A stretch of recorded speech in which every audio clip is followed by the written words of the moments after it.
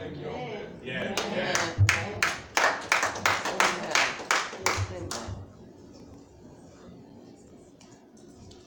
Now we will have testimony. Open up the floor for all the voices of praise. It's all right. It's all right. First we're going to have announcements, and then we will have testimony. Yes. That's right. Good morning, New Millennium. Good morning. I have a few announcements this morning. The first is from the Christian Empowerment Church for Pastor Fields. It says Pastor's Anniversary Celebration, Sunday, September 16th at 4 p.m. Greetings in the name of our Lord and Savior Jesus, who is the Christ. The Christian Empowerment Church invites you to worship with us as we celebrate this great man of God on this very special day for his 5th Pastor's Anniversary Celebration at 4 p.m. Our speaker will be Pastor Donald L. Robinson, pastor of the Marine at Mount Morrow Community Church. So we welcome every one of you to join us as we celebrate and have a wonderful time in the Lord with our Father's children. From the First Mount Zion Baptist Church, dear Pastor Randy Stevenson, this letter is to cordially invite the New Millennium Community Church family to our annual Family and Friends Day celebration, which will be held on Sunday, September 30th at 2 p.m. Our theme for this year is the family that prays together stays together, coming from Psalms 34:3. Our annual church picnic will follow the worship service. The attire for this occasion is come as you are or casual dress. However, if you still have church attire home from your morning worship service, it is okay. We look forward to you sharing a word of inspiration and encouragement from families from the Lord. Your choir is more than welcome to participate in the worship service. Thank you for accepting our invitation of fellowship. Yours in Christ, Reverend Dr. Reginald H. Burrows Sr., pastor of First Mount Zion Baptist Church. From the Jefferson Parish Public School System, dear community partner, the Jefferson Parish School System is a recognized leader in Louisiana for the creation and implementation of advanced study academics, which are rigorous, accelerated, and challenging to our students. We would like to inform you that the application period for our advanced study academies for the 2019-2020 school year will run from October 1st to October 26th. They have 2 admissions information night. On East Bank is at Bonneville High School on Wednesday, September 26th at 6 p.m. On the West Bank is at the Jefferson Parish Public School System Administrative Building, which is in Manhattan, again from 6 to 7. Now my last announcement, our worship services are as follows. Sunday at 8:30 a.m., daily grade reading. 8:45 a.m., Sunday church school. 9:45 a.m., worship service. Wednesday at 7 p.m., prayer service. 7:30 p.m., Bible study. Every first, third, and fourth Thursday at 6:30 p.m., the Voice of Praise choir rehearsal. Every second Saturday at 8 a.m., men's meeting. And every fourth Saturday at 10 a.m., Darkness Women Ministry. And that concludes the announcements for this morning. Amen. Testimony. Good morning again. I have a testimony with several, but I'm going to make it real brief. As everybody is aware that in the Antoine family, we all are in education.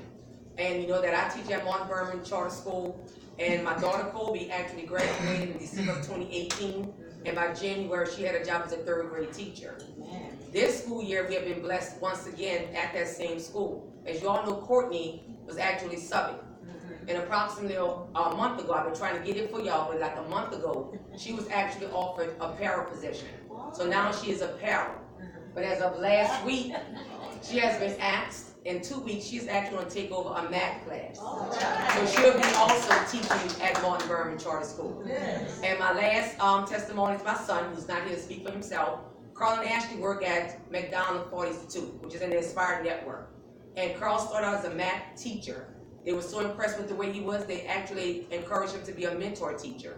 This year during the summer, before they even walked into the building, he was offered a master teacher position. So now he is what they will call an instructional coach. So that's my testimony.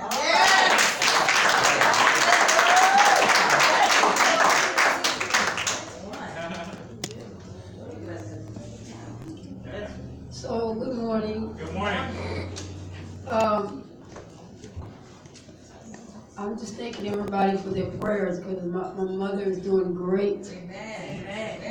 It's something, and it's so amazing how God can just use anything to get people where they need to be. And, my mom, like I was telling you before, she was very outgoing, traveled all over the world. She's an artist, and she had gotten sick, and she had she didn't really get sick. She fell, and after she fell, she just sort of was laying in the bed, wasting away, and I was sad to see her like that.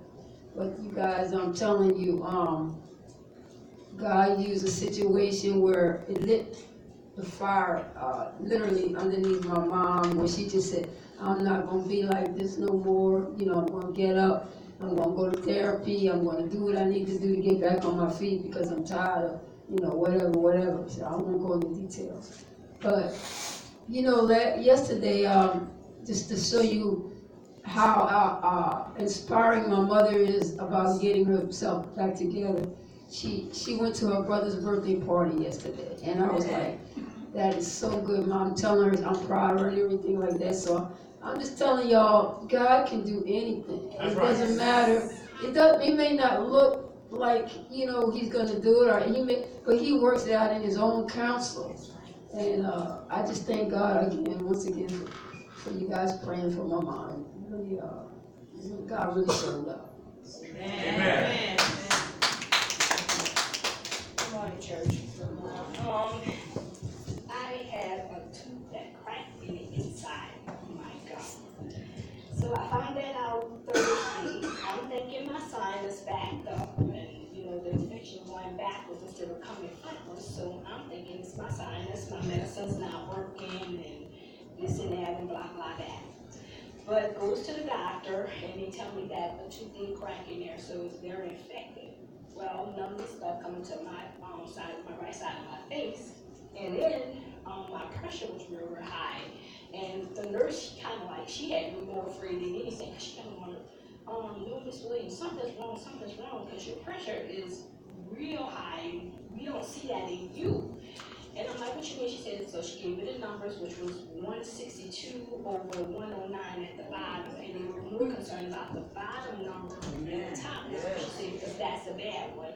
And she said, oh, I never saw that in your chart, your history, so something's wrong. So meanwhile, Sister Vicky's buzzing me, Ronnie, you coming to choir rehearsal, I need you to have rehearsal, what's going on? And I'm like, okay, I'm in urgent care, and I'll talk to you later. So as they start telling me what was going on, and they found out that it was my gum and the tooth that cracked, instead of me, they were like almost diagnosing me of having a stroke. So I'm praying, and I'm telling them, but they coming. We praying for you, right? Praying for you. Come on, get it. We praying for you. So gets home. Sister Bush called me. Ronnie, I call you when you calling me back, Sister Ronnie. I'm like, okay, I'm trying to get out of these hospital. My brother called me, and I never get that many calls on a Thursday. For some reason, everybody like they want to talk to me. So I'm like, okay, get home. Once I got the medicine, start taking the drugs, and then whatever they gave me for painkiller, it started working like 2 minutes. I could feel some relief. Well, my face is still a little numb, but as long as the swelling is there in the deep part of the area wherever it cracked, she told me it's going to be numb like that. So I go to the dentist on Thursday, but I'm really saying, I'm calling, get up to thank my sisters in Christ for praying for me. And it was like, pushing it, Ronnie, call me, what's going on? You answer, we need your choir rehearsal, get here. Sister Bush, Ronnie, I call you twice. So I'm here, and I did see the calls and everything, but like I said, I was in the hospital. And this morning, I went to another church. I went to Shiloh Baptist Church in Gretna. So that's why I missed Sunday school, and I just want to let everybody know, thank you. Amen. I want to thank the Lord for being here on this morning. The devil been trying to get me since 7 o'clock yesterday evening. Anyone that knows the hospital, I'm sure you do, you're a doctor, you have some patients that just want to be disrespectful. I walk in the room, he'll say, slave, get out of here, slave this, slave that. But instead, I treated him with kindness. Eventually, by 3 a.m., he turned it around. So, after that, I was on my way back home, got in West Wego, and was at the stoplight. And all of a sudden, a big Astro Man, driven by Hispanic, was finna slam in the back of me, and I seen it, but you know, you freeze. I said Jesus, and all of a sudden he turned and went over the curb. So I said, okay, I'm gonna continue to push. I'm gonna push. So I get home. After them long shifts, you just feel like you want to go to sleep.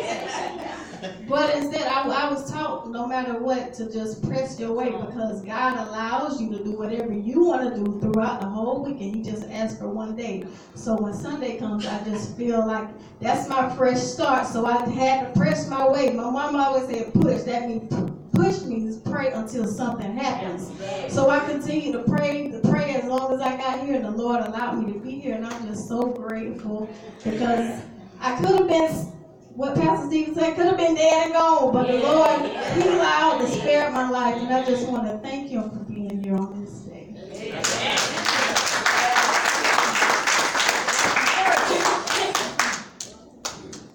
I like to tell my testimony. I thank God for you, Millennium. Y'all been so good to me. And I remember I told y'all about my brother was sick and he had 50 years in jail. But I'm gonna let you know, we have God give you a second chance. My brother is home now. I thank God. I love you, Millennium, for y'all prayers and what y'all have done for me. When I had a petition signed, y'all all signed that petition. Yes. And Brother Washington gave me a paper about, I forgot the name of that company. That company worked through it, he got out.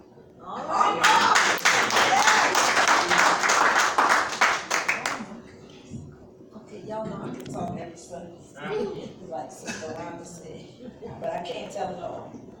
But I can say that God is so good.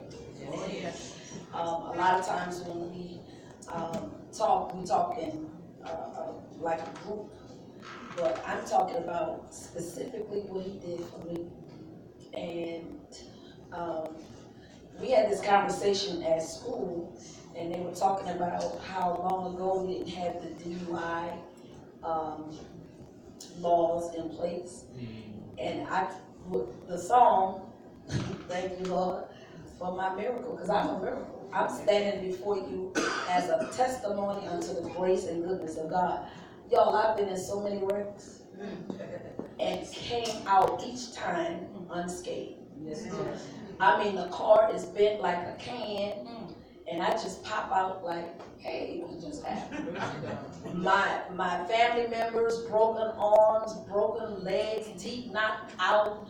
My aunt, the last bad serious wreck I was in, my aunt went through the windshield. And she lived to tell about it. She had a cut all the way across her face here. Her teeth were knocked out. Her tongue was severed. And I jumped out like, hey, what just happened? Blood everywhere. So when they were talking about, DUI, because we used to drink and drive. You had a party, you drink, and you jump in the car and you go home. But how you know you're not going to get home all the time? But God has been so good to me that He spared my life each and every one of those times. And then they started talking about, the way they were raised and the stuff that we went through. I said, let me tell you how good God is, and how God can just shelter your mind as a child so that you can still grow up and be a child and not be concerned about things. We were getting food from the dump. Y'all know what the dump is? Oh, yeah. Okay. We went to the dump to get food because my mom was a single parent. But I didn't know it was something bad. I didn't know it was the garbage heap. But that's where we went. And I would be so excited. Oh, look what I found. I found some peaches. Oh, and I thought, oh, look what I found. My sisters, all of us, cousins, we all went to the dump. Because they used to throw away food that was, the can was bent or the boxes were smashed. And we used to get cereal, vegetables, fruit in the can, all kinds of stuff. One time we even got a whole case of cold drinks. And we were all excited. They were checks, but they were cold drinks. Because my mama didn't buy that. We didn't have that luxury of buying that. And it was the dump. You understand? It was the garbage heap. But ain't none of us got sick. Nobody. We ate, we had fun, we were excited to get it, and the Lord did not press that in our mind that you standing on a garbage heap getting food. And he's been doing things like that throughout my life, and I'm so grateful. And when I'm at church and I get excited, it's because my mind just goes back to when the song says, count your blessings. Yeah. And name them one by one, and you could see what the Lord has done. Because I know it was nobody but him that did that sustained and kept us through all of that coming up. And then even after that, you know, I was on the tail end of the civil rights movement. It was the last bus where we get in the front, put your money in, get off, and go to the right. I actually did that. And so when Brother Irel was talking, I'm like, Lord, you had me born at the right time, because I'm militant. I would not be here.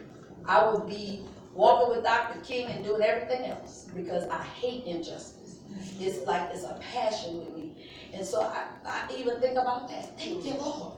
Because you allow me to experience that, and so that I can be passionate about injustice and make sure that I don't do those things. That I am going to be, as Eden said, you killing me, but I'm going to treat you with kindness, because great is he who's in me than he who's in the world. I just thank God that he chose me from the foundation of the world. Yeah.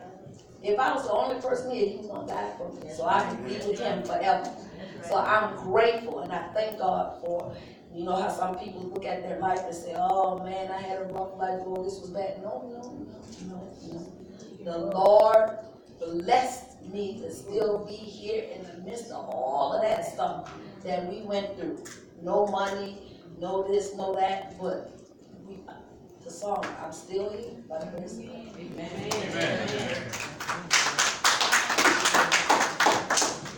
I just want to thank y'all for y'all prayers.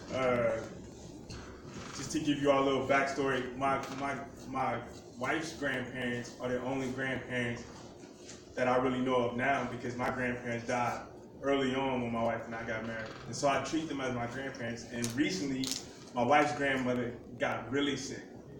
And the worst thing in the world is to know about medicine and then find out people get sick, because you know a lot of times the results of the disease that they have, because you see it so often.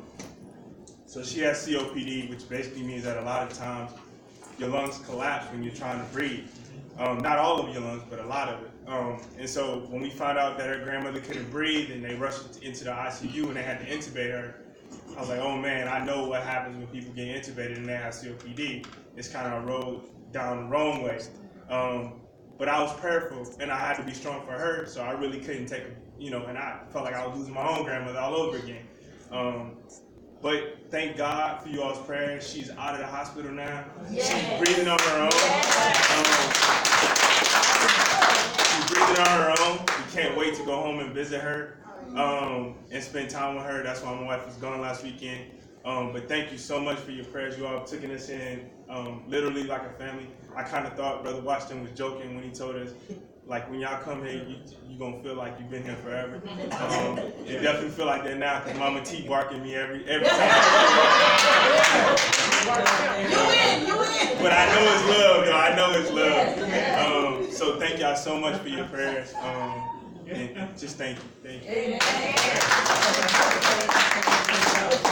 I want to thank everyone. I want to thank God first, but everyone for their prayers. For praying for my son, Cedric, his name is not Frederick. The text went out, Frederick Miller, but it's Cedric Miller. And the doctor at one time thought that maybe his heart was like working only like 30% or something like that. Well, he had the little procedures done and whatever, and now his heart is almost normal because he's back to work, and they told him he can do anything he wants to. And but the other part of my what I asked you to pray for was about my daughter, Sabrina Miller. Well, we're still working on that, because actually what she had done was she had taken off a few years, like 2 years without working, and to be with our children as they traveled with the basketball and all the other sports that they played. And so now she's back looking to get back into the work force. And so now she's looking for another job. So I hope you guys pray with me as I pray that she get a job soon. Thank you.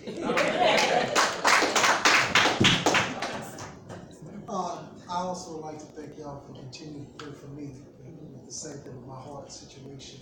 I had 2 surgeries, and for a moment I thought I wouldn't need to do too much of anything. I mean, I could barely walk or anything without getting out of breath. I went to the doctor 3 months ago, and he finally released me to start working out again.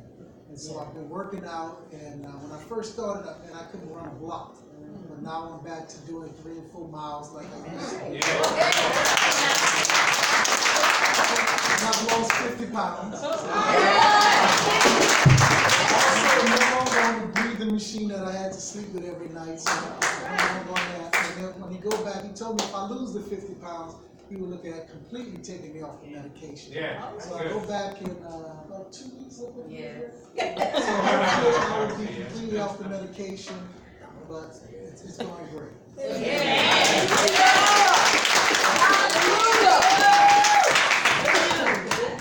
So I just want to say, oh, how I love Jesus. Yes. I don't know about you, but oh, how I love Jesus. Oh, how I love Jesus, because he first loved me. When I think back over my life and all that he's done for me, I'm so blessed. Yes. And something happened with my sister on campus, and man, we take for granted our life. Yes. And my sister sent me a text and said, well, Vicki, you know, because it happened to you. I forgot.